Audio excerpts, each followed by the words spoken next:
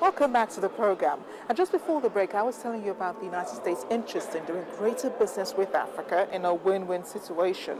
According to U.S. officials, American businesses opening offices in Africa would introduce a greater magnitude of made-in-America products to Africa and at the same time provide jobs for thousands back home. But as we know, China has footprints all over the continent. Mass-produced, made-in-China products have flooded our markets and homes. They're not only affordable, they're a necessity. But one Nigerian who closely followed discussions between African leaders and the United States is Dr. Uchenna Ekwu. He's with the Center for Media and Peace Initiatives. He bears his thoughts on the summit. Well, Dr. Ekwu, thank you for joining us. Let's just get your response to President Barack Obama's press briefing this evening, just after the U.S.-Africa Leaders Summit. What I can just say, maybe since you started from Obama's press conference, actually, before I do a preview of the entire conference, personally, I wasn't satisfied with the press conference, because the questions actually focused so much on other issues rather than the purpose of the summit. Of the 6 questions asked by reporters, only one of them addressed the issue about Africa, and that has been, a constant, problem, personally, that I see, especially within the media issues about how Africa has always been put on the, on the backside, and we just saw it play itself right here now, and we did a summit for 3 days, and no one could ask questions, and of all the people that even asked those questions, only one guy who's a black guy actually asked the question, and I just think it's not the proper way. Having said that, but do you think that, leaders had to go all the way across the Mediterranean just to have a summit here in the United States concerning Africa, when they could just have talked amongst themselves back in the continent? Let me take you back to history. Way back in 1884, actually in November 1884 in Berlin, when Otto von Bismarck, the Chancellor of Germany, convened the conference of Western powers, especially Europe, when they really shared, the continents. No African was represented in that summit. Mm-hmm. This summit, for whatever it is worth, historically is the first, and at least African voice, was heard. We have leaders who are here discussing issues about Africa, and of course also affecting other parts of the world. So that in itself is significant. The fact that Africans came on the table to discuss with other Western powers about issues about them, that's also important. But I know some critics will say, why don't we have this conference back home, like in African countries? But again, even the logistics, you can imagine if this conference was taking place in Nigeria, maybe there will be a power outage. So just as simple as that, and even other security challenges and all that.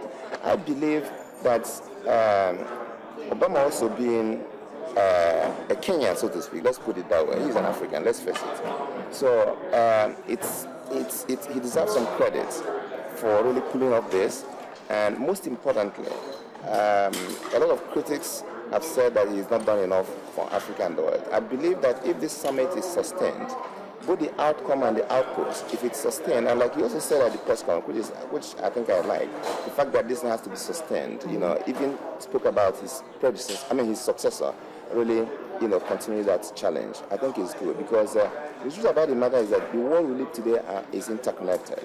If you think Africa's problems should just be left for Africans, you're wasting your time, because it's going to affect other people. Ebola is one example. But the truth is that a lot of issues, particularly some of the challenges facing Africa, we actually discussed at different sessions.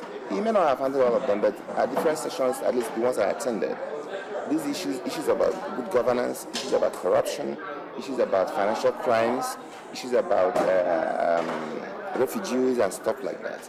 And of course, good governance. And most importantly, the fact that Africans are being challenged by a different... I understand America has its own interest. There's no doubt about that. And it's legitimate.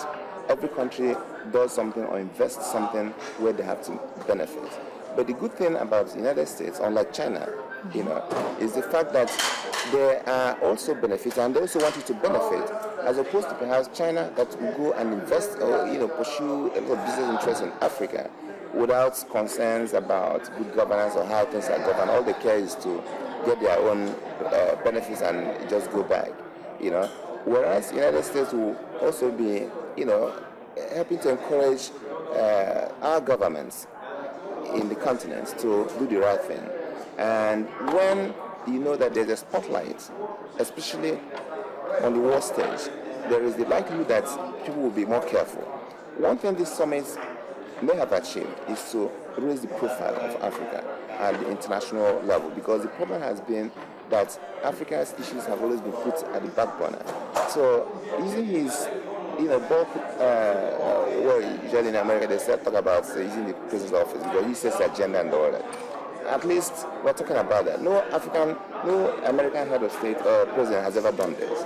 And also, giving his own African heritage, I think is also historic. So what really do African leaders, you know, stand to gain from the summit? Because they've had meetings like this in the past. They've, you know, money has been promised, more allegiance to Africa's, supporting Africa's cause on the continent and so on. What really do African leaders stand to gain? I also listened to Obama in one of the sessions where he spoke about, it's not just about talking, but action.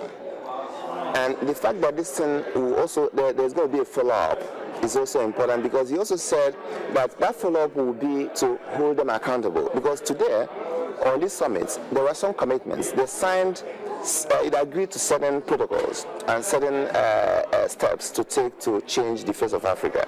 So in the next summits or subsequent meetings and all that, I believe that there will be some benchmarks to measure performance, to measure their success. And in that case, I want to also talk about how also the media can also help to hold these people accountable to their pledge. Whatever has been agreed today has to be sustained. And the only way because one problem really, well, I'm a media critic. One problem actually with the media is this short attention span. This may have happened today, then take away the cameras. But when reporters like you, when you get back to Nigeria, you should be able to, and some other African countries should be able to, you know, keep a spotlight on some of these issues that have been talked about today. And if there are some deviation, you know, the reporter should be able to point this out, all right? If there are certain indices that indicate that somehow they are not following the benchmarks or some other records they have agreed upon, it should be pointed out. And possibly even report to some authorities, some agencies that are also supposed to be taking certain action. But one of that problem I think most African countries do have is the fact that they don't have strong institutions that should really propel governance. If you just depend on one single person as the president, the person cannot really do everything. Yeah, the presidents of these countries may have appended their signatures to certain protocol, but the truth is that down the line, other agencies will have to do that. Mr. Obama alone did not pull off this summit.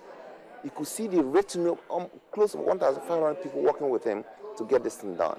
So all these agencies must be put in place. If, for example, there is an agreement on narcotics, you know, checking financial crimes, and you go to Nigeria, there has to be an agency dealing with that.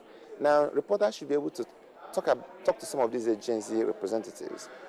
Okay, there was an agreement in Washington, XYZ. What is the outcome?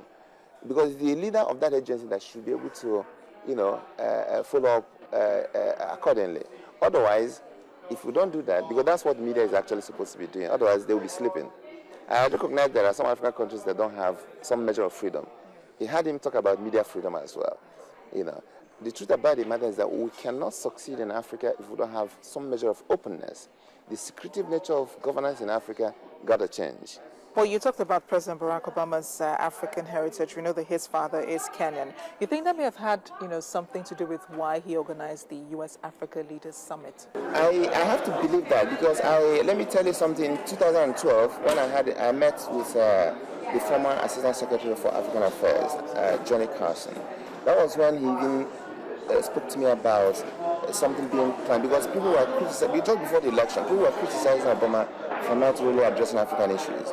And it was then that they were kind of mapping out a whole lot of strategies on how to really deal with African issues. So when he announced in South Africa the Power Africa Initiative, I thought that was historic and that was really significant.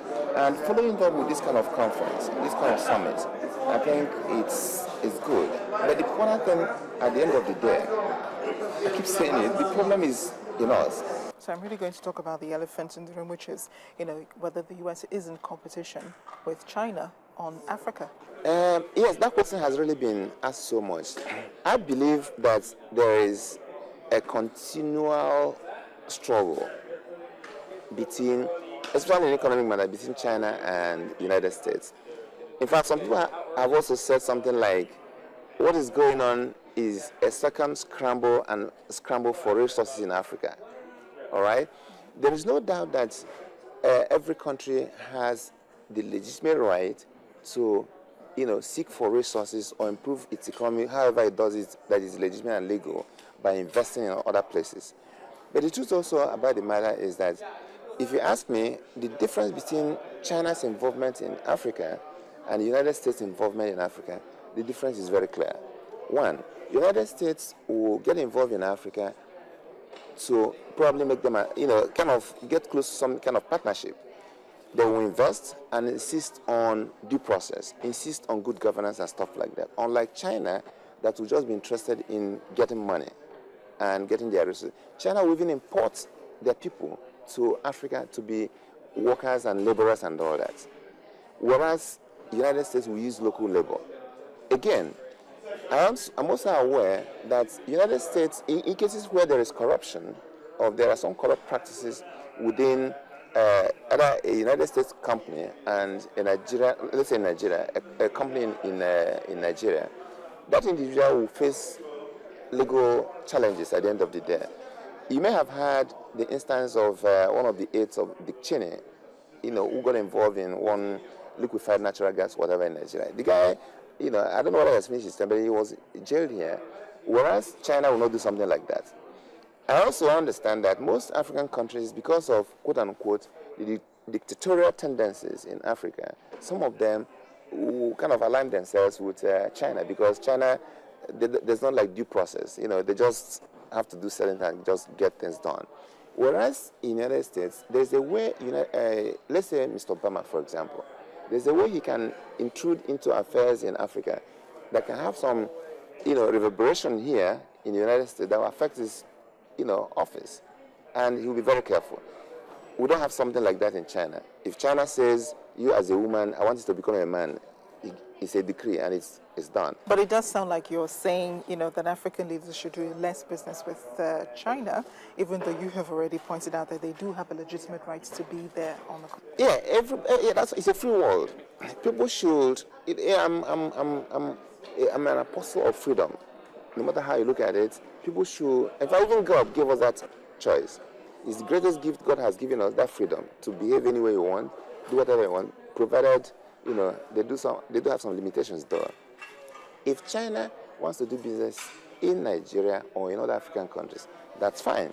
But then let there be some legal,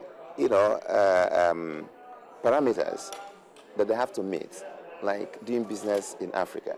There has to be some measure of accountability, some measure of openness, due process. If the United States wants to do business in Africa, something. But the thing is, it's the choice of the host governments to determine which one suits their citizens the more. If the United States is doing business in Africa and they're helping to create local labor, isn't that better to reduce unemployment? Whereas China will bring their own people. This is a country of 1.2 billion people, and they have so much people starving and hungry and all that. So they want to help themselves first. And bottom line, that in international relations, every country always wants to help itself first. That's what I'm saying. It's a selfish one. Every country must protect their citizens first. That's the primary responsibility. Okay, look at this press conference we did today. Yes, Obama is the president of the United States. Even though it's an African issue, but he has to address some issues that are so central to the United States and so central to his office. So the first law is the law of self-preservation. Dr. Ekwe, thank you so much for speaking with us. Thank you so much. Good to see you. Thank you so much. And that's the program this week. Remember, you can watch Diplomatic Channel on Channels TV's YouTube portal for any of the editions you missed. You can leave us a line on our page on facebook.com/Diplomatic Channel or via Twitter @Diplomatic Chan. I am Amarachi Obani. Thanks for watching.